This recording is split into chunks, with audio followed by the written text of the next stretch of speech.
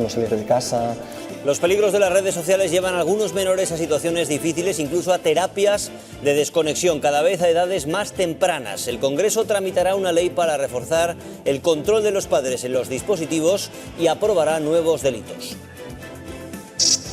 En pleno rearme, Bruselas mentaliza a los ciudadanos ante una posible catástrofe. Les pide que hagan acopio de suministros, mientras Rusia, Ucrania y Estados Unidos pactan un alto el fuego que se extiende al Mar Negro, con levantamiento de restricciones para Moscú. Buenas noches. Que Bruselas pida acumular víveres ante una posible guerra era impensable hasta hace unos años, pero el mundo está cambiando a gran velocidad. Tanto la OTAN como la Unión Europea quieren más gasto en defensa, en un momento en el que el gobierno español no tiene apoyos parlamentarios para los grandes proyectos, ni siquiera para aprobar sus presupuestos. Su obligación constitucional es al menos presentarlos, pero ya señalan que no lo harán para no quedar en evidencia. No lo han hecho en toda la legislatura, siguen prorrogando las cuentas de 2023, aprobadas con otro Congreso cuando el PSOE era primera fuerza parlamentaria. Detrás de esos cambios está el nuevo enfoque de Estados Unidos, hasta ahora nuestro gran aliado y protector. Con Trump al frente, Europa pasa a un segundo plano. Washington se centra en su competición con China y en acercarse a Rusia. Hoy, Washington ha logrado un pacto con Kiev y con Moscú. Pactan un alto el fuego que se amplía al Mar Negro, Dori Toribio, y también varias concesiones a Rusia. Sí, Carlos, el presidente Trump acaba de decir que ha habido mucho progreso estos últimos días y la Casa Blanca lo detalla en dos comunicados por separado, uno sobre Ucrania y otro sobre Rusia. Dicen que primero todos han acordado eliminar el uso de la fuerza en el Mar Negro y también implementar el alto el fuego parcial en las infraestructuras energéticas. Pero la Casa Blanca no menciona el calendario de estos acuerdos. Lo que sí dice en su comunicado sobre Rusia es que Estados Unidos se compromete a ayudar a restablecer el acceso a los mercados mundiales en las exportaciones agrícolas y fertilizantes, una concesión muy importante para Moscú. Gracias, Dori. Ucrania cree que es un paso en la dirección correcta. La novedad es que ese acuerdo implica, como decía Dori Toribio, también al Mar Negro, que baña Rusia, baña también los territorios ucranianos que están ahora mismo bajo control de Moscú. Es el caso, por ejemplo, de Crimea y toda esa parte de regiones más orientales de Ucrania. También baña dos países de la Unión Europea. Para el pacto, Moscú pone una condición: que se levanten esas restricciones para poder exportar sus productos agrícolas a través del Mar Negro. Es vital para que Ucrania y Rusia exporten su cereal hacia el mundo. Rumanía y Bulgaria, países de la Unión Europea, temen que eso incremente la influencia rusa en la zona. Estados Unidos, como escuchaban, se ha comprometido a apoyar el fin de esas sanciones a Moscú. Bruselas no ha estado en las negociaciones, pero también va a tener algo que decir. Lluís Tobar. Sí, Carlos, y de momento este escenario aquí es muy poco realista. De entrada porque la Unión Europea no está en ninguna mesa de negociación y levantar las sanciones es una competencia y una materia única y exclusivamente de los 27. Además, estamos en un momento en el que la tendencia es ir a más y no hacia menos. De hecho, los 27 preparan un nuevo paquete de sanciones, el que sería ya el 17º contra Moscú. Todo ello en un momento en el que aquí fuentes diplomáticas dejan claro que harán lo que Zelensky pida en cada momento, pero de momento levantar sanciones, igual que para Ucrania, parece una línea roja.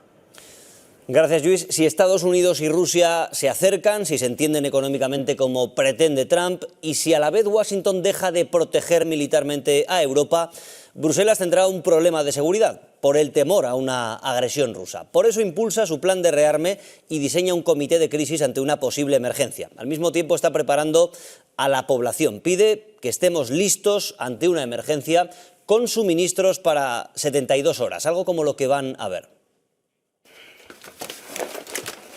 Ignacio, instructor de supervivencia, nos enseña que en una mochila cabe todo lo necesario para afrontar una emergencia durante al menos 72 horas. Alimentación para esos 3 días, agua también, material de iluminación o pilas. Una radio, a ser posible, de dinamo. Es muy similar al kit de subsistencia que la Comisión Europea contempla para sus ciudadanos, según contaba hoy el diario El País. La idea es prepararse para afrontar situaciones extremas que abarcan el desastre natural, los ciberataques y, por supuesto, una agresión armada. Países como Francia ya están pidiendo a su población linterna que funcione con pilas y radio también que funcione con pilas. Un paquete de emergencia como este. Es algo que ya está interiorizado en los estados más próximos a la frontera rusa, como pueden ser los países bálticos o los nórdicos. En Dinamarca estamos preparados desde el pasado verano, cuando el gobierno danés envió esta guía para que quienes residimos aquí almacenáramos agua potable y alimentos para tratar de sobrevivir durante 3 días. Aunque lo que más preocupó a los daneses es esto, las pastillas de yodo para niños y mujeres embarazadas para usar en caso de radiación nuclear. En el este y en el norte de Europa llevan años concienciando a los ciudadanos ante una posible invasión. Ahora Bruselas extiende esa alerta a todos los países en un momento delicado, cuando los gobiernos planean más inversión en defensa que puede llevar a un aumento de la deuda o a recortes en otras partidas. No todos los países tienen el mismo temor a Rusia. España, más lejos de Moscú, es donde ese temor es menor. Los servicios de inteligencia de Dinamarca y Alemania ya han avisado. Rusia planea un ataque contra Europa antes de 2030, no una invasión a gran escala, algo más pequeño. Para comprobar la unión o la determinación de los países europeos con respecto a una reacción conjunta contra Rusia. El corredor de Suwalki, por ejemplo, los 70 kilómetros que separan el enclave ruso de Kaliningrado de Bielorrusia. Les pedimos disculpas por ese... Les pedimos disculpas, les contamos ahora. Teníamos un error con la emisión de esa información, por un problema no hemos podido continuar, intentaremos recuperarla en los próximos minutos sobre ese estado de alerta o ese mensaje que lanza Bruselas a sus ciudadanos. Sin Washington de su lado, Europa se prepara para un mundo hostil, no solo en términos de seguridad, también en el suministro de materiales críticos. Muchos dependen de China, por eso la Unión Europea va a financiar proyectos para explotar materias primas críticas en suelo europeo. 7 de esos proyectos están en España. ¿Cuál es el objetivo? Le dice Iglesias. Ahora mismo, Carlos, dependemos casi al 100% de otros países para conseguir esos materiales y la Unión Europea busca que tengamos más autonomía. Va a financiar los proyectos de extracción de estas 7 minas. 3 se encuentran en Extremadura, 2 en Andalucía, otra en Castilla-La Mancha y una en Galicia. Son zonas para extraer materiales como el wolframio, el litio o el cobalto, minerales fundamentales, por ejemplo, para la fabricación de turbinas eólicas en el sector de la automoción o también en la tecnología. Otro ejemplo lo encontramos en el cobre. Una de las minas que va a financiar la Unión Europea está en Sevilla. ¿En qué consiste ese proyecto? Lídice Benito. Hasta ahora en esta mina se había extraído cobre, pero el nuevo proyecto va más allá. La intención es construir una mina subterránea que va a extraer plata, plomo, cobre y zinc. Y el punto fuerte de esta mina, que la hace única en Europa, es que no solo se va a extraer el mineral, sino que además aquí mismo se va a transformar ese mineral y a convertirlo en metal puro. De esta forma se consigue reducir nuestra dependencia de terceros países y además habría un ahorro en transportes y emisiones. También supondrá un revulsivo económico para la región porque se crearán más de 900 empleos directos y cerca de 1.500 indirectos. Europa quiere más inversión en sectores críticos y en defensa, pero en el caso de España el Gobierno tiene pocas herramientas, no tiene apoyos en el Parlamento para esas cuestiones. Mañana el presidente Sánchez comparecerá en el Congreso para defender el aumento del gasto en defensa. Lo paradójico es que lo hará cuando su Gobierno parece tirar la toalla con los presupuestos, no tiene apoyos suficientes. Lorenzo García Campoy. Sí, el Gobierno sostiene que si no tiene amarrados previamente esos apoyos no traerá aquí al Congreso los presupuestos generales del Estado. Es cierto que se ha ido complicando la situación, primero por tener que contar con los votos de Junts, pero ahora también por ese aumento de gasto en defensa que quiere acometer el presidente del Gobierno y que pues sus principales socios rechazan de plano. Ha sido la pregunta quizás más repetida hoy en Moncloa, si finalmente van a traer aquí al Congreso los presupuestos. La portavoz Pilar Alegría no era del todo contundente, pero sí que decía que traerlos sin apoyos sería hacer perder el tiempo al Congreso. El Gobierno va a cumplir la obligación constitucional de presentar los presupuestos al Parlamento. Hay que hacerlo de una manera acordada, porque si no podemos hacer perder el tiempo al Congreso de los Diputados y por tanto a los ciudadanos. Presentar los presupuestos no es una opción, es un mandato constitucional al margen de que luego sean aprobados o no. El Gobierno no los ha presentado ni en 2023 ni en 2024, tampoco de momento en 2025, a pesar de que dijeron que esta vez sí lo harían. Siguen prorrogando los que se aprobaron en 2022, cuando la mayoría en el Congreso era distinta. Con la Constitución española sobre la mesa, abierta en el artículo 7º Economía y Hacienda, artículo 134.3, leemos que el Gobierno deberá presentar ante el Congreso de los Diputados los presupuestos generales del Estado. Es el precepto que obliga al Ejecutivo a presentar en el Legislativo las cuentas públicas. La última vez que el Gobierno de Pedro Sánchez lo hizo fue en 2022 con las de 2023, las que han llegado hasta hoy tras ser prorrogadas en 2024 y en enero de este año. En aquella noche parlamentaria de noviembre del 22, el presidente se felicitaba, el Parlamento le acababa de dar estabilidad política. La necesaria estabilidad política que necesitamos todos para afrontar con garantías de éxito los desafíos que tiene nuestro país. Presupuestos longevos aquellos también, porque fueron aprobados por un gobierno de coalición diferente. Con Unidas Podemos, Sumar no existía, y en un Congreso con una presidenta y una composición de fuerzas políticas que tampoco son las de hoy. Ha cambiado hasta la defensa de los actores que sí siguen. El objetivo es presentarlo durante este trimestre. El presidente ya fue abonando el terreno hace pocos días. Y me dice usted, si no se prorrogan los presupuestos. Sin ninguna duda, porque ahora mismo lo que necesitamos es estabilidad. Su socio de coalición sí aboga por presentarlos. Si no planteamos unos presupuestos es evidente que estamos renunciando a tenerlos. Y en el PP. Tenemos un gobierno que resiste, un gobierno que improvisa, pero no un gobierno que gobierne. No descartan recurrir al Constitucional. En otro de los asuntos donde la coalición de gobierno se ha tensionado este año es en la tributación de aquellos que reciben el salario mínimo. El Gobierno intenta llegar a un acuerdo entre las dos facciones, entre PSOE y Sumar, entre Hacienda y Trabajo. Buscan una fórmula para compensar a los trabajadores que tendrían que tributar. Y en lo que estamos trabajando es en ver si arbitramos alguna propuesta que pudiera compensar a estos trabajadores, que como digo son pocos, pero que tendrían que tributar con esta nueva subida del SMI. Los equipos entre Sumar y el Partido Socialista están trabajando.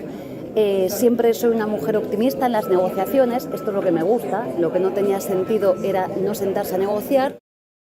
Miramos de nuevo al exterior porque en Estados Unidos hay polémica.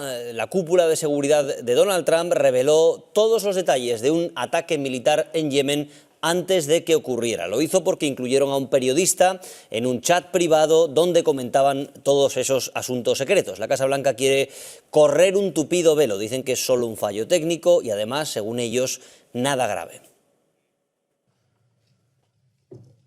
Tensa sesión en el Senado con el demócrata Mark Warner frente a la cúpula de la inteligencia americana, exclamando lo increíble que resulta que ninguno de ustedes comprobara quién estaba en el chat. Una negligencia grave, dice, que puso en riesgo vidas estadounidenses. La directora de inteligencia, Tulsi Gabbard, teje en el chat ni se inmuta.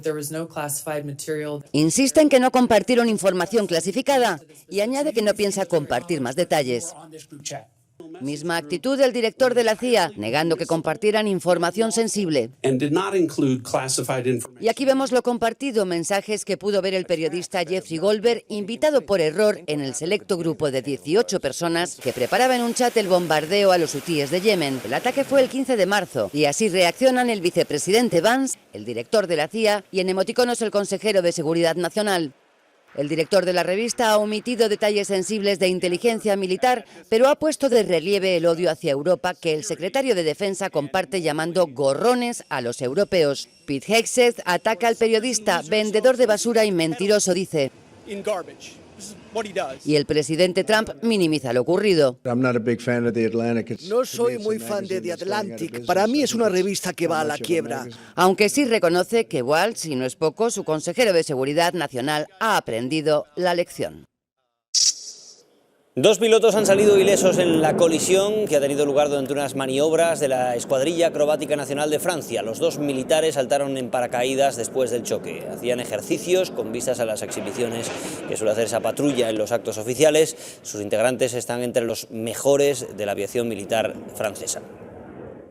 Durante casi un año, Francia se volcó en la búsqueda de este niño de 2 años. Émile pasaba las vacaciones en casa de sus abuelos maternos en los Alpes. Un excursionista halló después sus restos. Hoy, 2 años después, la policía ha detenido a los abuelos y a los tíos por homicidio voluntario y ocultación de cadáver. 8 de julio de 2023. Comienza la búsqueda del pequeño Émile. El niño de tan solo 2 años y medio pasaba el verano en casa de sus abuelos. Días de rastreo intenso sin ningún resultado y con ello la conmoción del pueblo francés. Pasan los meses y en marzo de 2024 se encuentran restos del menor a 2 kilómetros de la residencia familiar donde había estado por última vez. En febrero de este mismo año se celebró el funeral al que acudió toda la familia. Hoy Francia ha despertado con un giro inesperado de los acontecimientos. La policía ha detenido provisionalmente a los abuelos y a los tíos del niño. Ha sido un verdadero shock. El abuelo había despertado sospechas en la investigación desde el principio y después de escuchas telefónicas se les acusa de homicidio voluntario y ocultación del cadáver. Tal vez lo que está sucediendo hoy no es lo que esperábamos. De momento, las autoridades han incautado un remolque para caballos y un coche del abuelo. Gerard Depardieu, el actor, ha vuelto al tribunal que le juzga por presunta agresión sexual a 2 mujeres durante el rodaje de una película. El actor admite que agarró por las caderas a una de las denunciantes, según él, para no caerse y porque estaba alterado, pero niega que fuera una agresión sexual. Reconoce que su lenguaje es grosero y vulgar, pero según él no es un sobón. Acusa a las víctimas de querer hundir su carrera.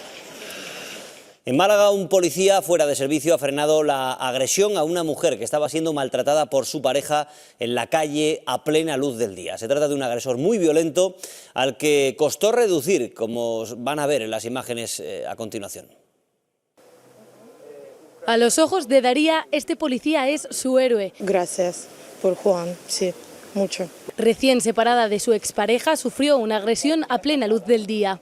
Yo empuja él y aquí, mi niño aquí. Hubo un forcejeo, la botella de vidrio cayó al suelo y automáticamente él le propinó un fuerte golpe en la cara. Juan no estaba de servicio, pero en cuanto lo vio no se lo pensó ni un segundo. Intentó ayudar y reducir a este violento agresor. No sé si fueron 5 o 10 minutos, pero a mí se me hizo como media hora. Se identificó como policía, pero el joven ucraniano ni bajó su agresividad ni paró de resistirse. No fue fácil. Un amigo de Juan le ayudó e intentó hacer tiempo hasta que llegó la policía. Entonces, entre 4 agentes consiguieron inmovilizarlo. Ahora, lo único que respalda a Daría es una orden de alejamiento, mientras que Juan... Tengo heridas las 2 manos. La verdad que uno sabe la importancia de las manos hasta que realmente le faltan. Está deseando volver al servicio. Nuevo movimiento para tratar de frenar la publicación del libro sobre el crimen de José Bretón poco antes de que salga a la venta. La Fiscalía de Barcelona vuelve a pedir que ese libro no llegue a la calle porque, dicen, reviviría el dolor de la familia y creen también que podría influir en la percepción pública del caso. Carlos Gramunt. Sí, exacto. La Fiscalía de Menores considera en el recurso presentado que el juez tiene pruebas suficientes para determinar con certeza que existe un riesgo de intromisión ilegítima. El fiscal ha reclamado que se le entregue una copia del libro para poder analizar el contenido y valorar si existe una vulneración del derecho al honor, ya que considera que este derecho fundamental debe prevalecer por encima del derecho a la libertad de expresión. Por su parte, la ministra de Igualdad, Ana Redondo, ha señalado que hay que proteger a Ruth, a la madre de los niños, ya que es una víctima de violencia vicaria. Los niños han sido asesinados, ha habido un parricidio, pero la víctima que es el objetivo del parricida, el objetivo del asesino, sigue viva y sigue sufriendo, porque en violencia vicaria es la mujer el objeto y el objetivo primordial del asesino.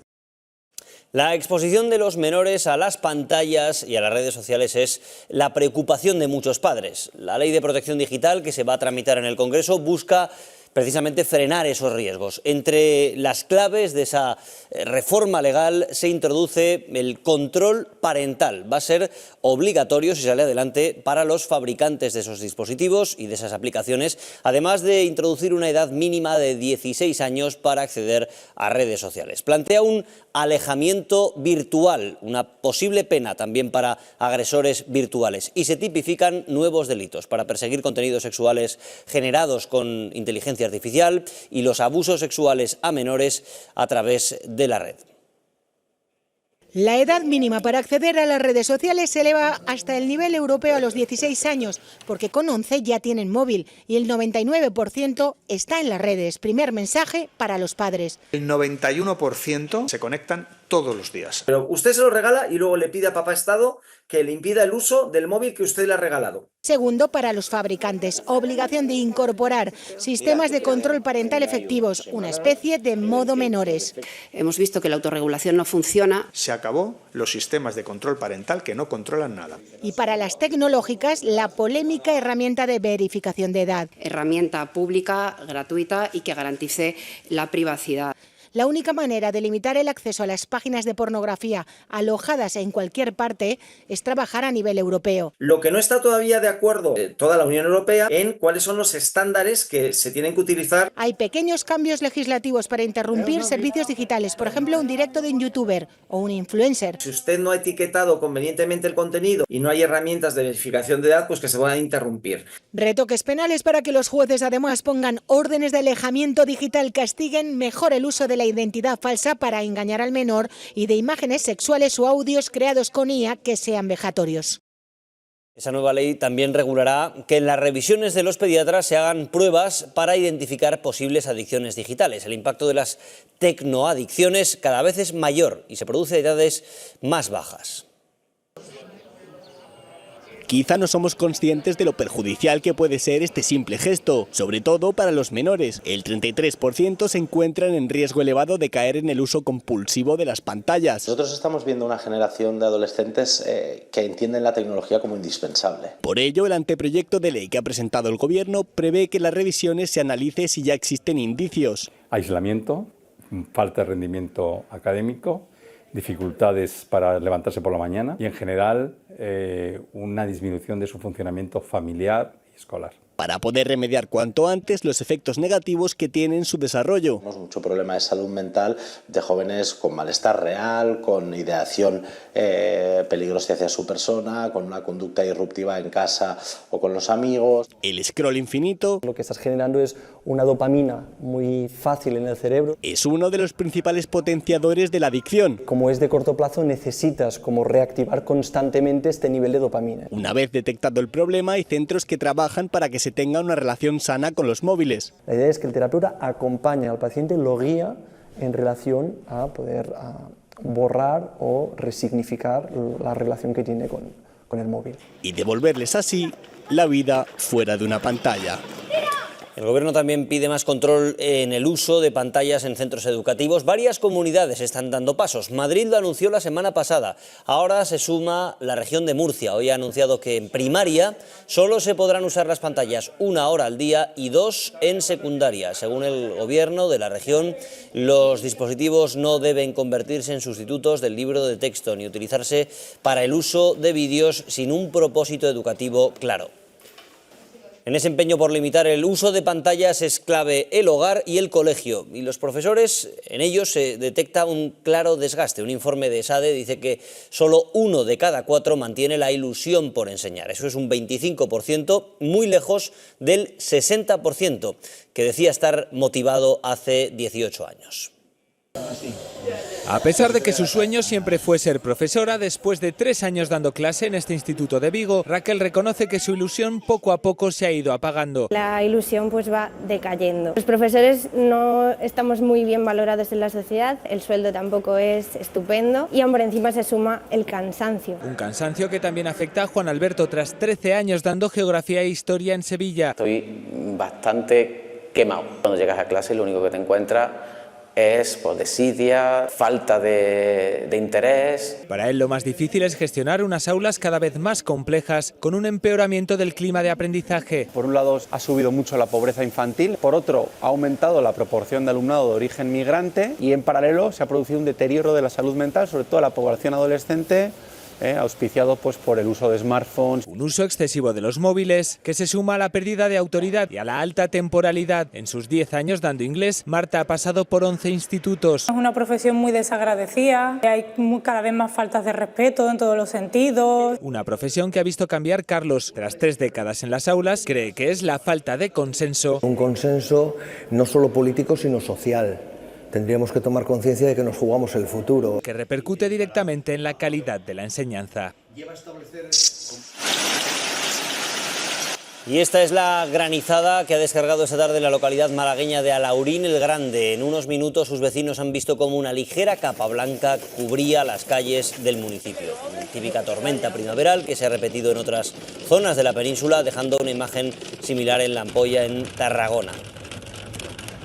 Por granizadas como esa, por las lluvias y el deshielo, muchos embalses siguen recibiendo agua. Nuestros pantanos están al 71% de su capacidad, es un 5 puntos más que la semana pasada. Este es el embalse del Burguillo, en Ávila, donde a pesar de llevar varias semanas desembalsando, entra más agua de la que sale y roza el lleno total. Lo mismo ocurre en el pantano de las Cogotas. Allí, a pesar de tener las compuertas abiertas de par en par, el agua embalsada ha aumentado un 10% en la última semana. Y el de Cazalegas, en Toledo, que estaba al límite, al 100%, sí que han logrado aliviar algo su capacidad.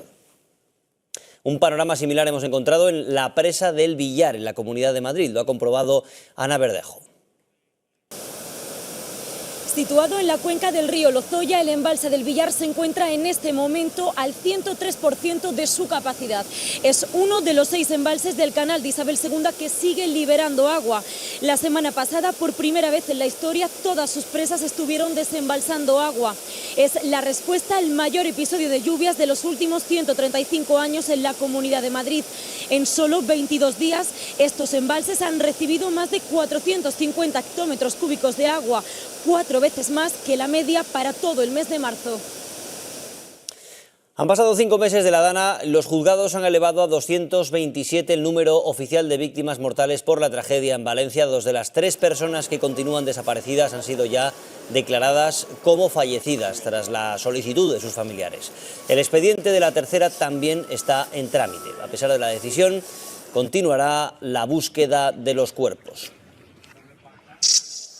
Así ha quedado esta carretera próxima a la localidad riojana de Arnedillo tras desprenderse gran parte de una ladera. Las rocas de hasta 50 toneladas han cubierto la calzada y han obligado a cortar el tráfico.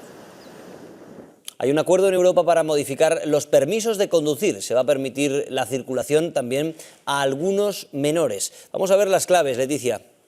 La principal novedad es precisamente esa, que se reduce la edad para empezar a conducir de 18 a 17 años. Eso sí, para circular por territorio comunitario tendrán que ir acompañados de un adulto experimentado.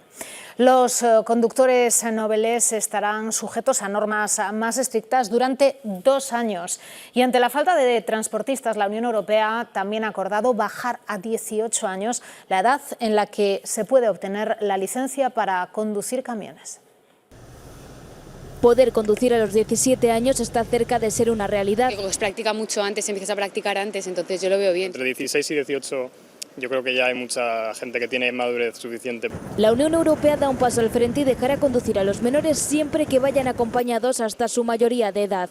Aunque no es la primera vez que estas medidas entran en juego y no parece ser buena noticia para las autoescuelas. El problema que ocurre es que el que va contigo no tiene pedales, como en el coche nuestro, y no puede racionar. Quien sí se verá beneficiado será el transporte de mercancías. La edad para llevar vehículos pesados, como camiones, se reduce de los 21 a los 18 años. Incluso podrá disminuir a 17 años siempre que vayan acompañados de un conductor experimentado. Es una ventana que te abre siendo un poquito más joven. Andrea tiene 25 años, a punto de retomar su ruta, nos cuenta que le hubiera gustado empezar antes. Yo a los 18 estaría más que preparada para llevar a un camión, pero claro, depende de la persona. Pero para que esta medida sea efectiva hay un margen de 4 años, demasiado tiempo para una profesión que va a contrarreloj. Tenemos unos trabajadores en una edad bastante avanzada que eso, pues en 5 años se va a notar muy mucho la escasez. También baja la edad para la conducción de autobuses de 24 a 21 años. Cerca de 20.000 personas pierden la vida en las carreteras. Sin olvidar la seguridad vial, el nuevo permiso de conducir incluirá nuevos requisitos como utilizar el teléfono de forma segura mientras se conduce o los riesgos del ángulo muerto. Seguro que estos vehículos que ven han trasladado a miles de pacientes entre hospitales y aunque su cuentakilómetros delata su edad, las antiguas ambulancias del 112 de Madrid van a tener una segunda vida. El ayuntamiento subasta esos vehículos, también, por ejemplo, coches de policía. Tras una rotulación desgastada vemos antiguas ambulancias del 112, camiones de la limpieza, furgonetas de investigación de accidentes, coches camuflados, motos que usó la policía y hasta el autobús que llevaba a la banda de música. Nos estamos encontrando tanto profesionales como muchísimos particulares, turismo desde 300 euros, motocicletas desde 180 euros y furgonetas desde 500 euros. No creo que se exceda más del doble, entre el doble y el triple del valor de salida. Alejandro, mecánico, quiere un coche a buen precio. Están lo más rebajados posible, está al precio de desguace. Sergio, lista en mano, se tira por los eléctricos. Hay alguno que está bien y otro que está más reventado. Creo que salía por 500 euros un precio de inicio. Pero claro, luego a ver hasta dónde llega. Ángel piensa pujar por una de estas motocicletas. De este estilo, grandes. Si no, ¿cuál sería el otro plan de estas motos? Simplemente desguace. Pues así tienen otra oportunidad. Y Antonio ha venido desde Segovia en busca de una furgoneta. Una vez que se apañen y se arreglen un poquillo, pues lógicamente hay cosas que sí que son interesantes. Es la primera vez que el Ayuntamiento de Madrid pone a subasta parte de su parque móvil. A partir del jueves se puede comenzar a pujar. Economía circular con la esperanza de conseguir un chollo. Este narcosubmarino con casi 7 toneladas de cocaína con destino al río Guadalquivir ha sido interceptado por la Guardia Civil en el Atlántico cerca de las Islas Azores. Es la ruta donde se están divisando estos semisumergibles. Es el quinto en los últimos años. Entre los tripulantes, un español encargado de que la droga llegara a su destino. En España, las narcolanchas del estrecho iban a recoger la carga para meterla después a través del río Guadalquivir. El hallazgo por parte de un asturiano de una lista de precios en un bar abandonado resalta hasta qué punto desde la llegada del euro hace 23 años se ha encarecido todo. Un simple café con leche se pagaba en ese bar hace 2 décadas a 60 céntimos, ahora ronda los 2 euros, casi un 300% más. Esta lista de precios pesetas-euros de un bar en 2022 se ha hecho viral. Hasta a los hosteleros les cuesta recordar precios tan baratos. Los pagamos nosotros.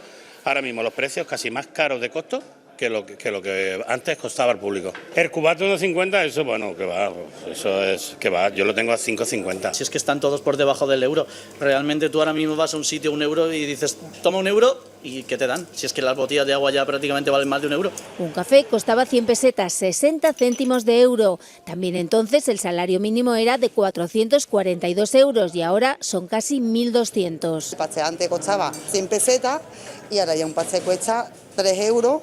Que son 500 pesetas. Pero los salarios no han subido al ritmo de los precios, 68% los precios, 23% los salarios. Yo estoy de acuerdo que a lo mejor a ellos también les han subido el café, pero a mí no me han subido el sueldo. Para incremento de precios, el que trajo la llegada del euro, el temido redondeo que elevó de un plumazo todo. Una moneda de 100 pesetas pasó a una moneda de 1 euro, que fue casi el doble. Eso sí, en euros o en pesetas, hace 22 años o ahora, los bares siguen llenos. Esta asombrosa espiral azul ha cruzado el cielo esta noche, se ha dejado ver en varios puntos del país. Ese fenómeno espacial se debe a la reentrada en la Tierra de la nave Falcon 9, uno de los cohetes de la compañía espacial de Elon Musk. Al volver a la Tierra expulsa el combustible que sobra, este se congela y con el movimiento del cohete forma esa espiral que ven. Después de permitirse un descanso tras la publicación de su primer disco, Rigoberta Bandini vuelve ahora con fuerza, con 22 temas en su nueva publicación, en su nuevo disco, Jesucrista Superstar. Se me acelera el corazón. si alguien aprieta y se... Al preguntarle a Rigoberta Bandini cómo se define, soy una mujer feminista que escribe movidas que le mueven a ella. Abrí la tele y te encontré. encontramos en ella su nuevo disco, Jesucrista Superstar. Es un nombre que se me ocurrió de una manera muy banal, como que estaba componiendo el álbum con 33 años y todo el mundo, ¿tienes la de Jesucristo? Es como un collage de muchas voces internas mías, realmente. No sé por qué da tanto miedo nuestras cenas. Divertido y alocado fue su regreso a Benidorm, La ciudad en la que la mayoría de vosotros me conocisteis. Allí cantó para extranjeros en un karaoke y anunció este ambicioso proyecto sin dejar de lado la nostalgia. Puro estilo de la Croix. Me siento muy canal de cosas que ni me pertenecen a mí, pero que son de mi generación o de mi contexto o de mi género. Para seguir contando con la música lo que el discurso a veces no puede. Joaquín Sabina se despide de los escenarios tras 50 años con su gira Hola y Adiós. En unos días va a estar en Argentina y Chile, pero antes ha visitado Estados Unidos. Que me retiro en el momento justo después de estas dos giras en la capital. La revista Esquire le ha acompañado en su concierto en el Madison Square Garden en Nueva York, ha recogido sus últimas impresiones, su agradecimiento por el cariño que recibe en ese continente y por sus proyectos para cuando cierre gira en España. Quiere escribir y pintar tranquilamente en casa, dice. Países muy distintos y distantes de los... Volvemos en 3 anuncios.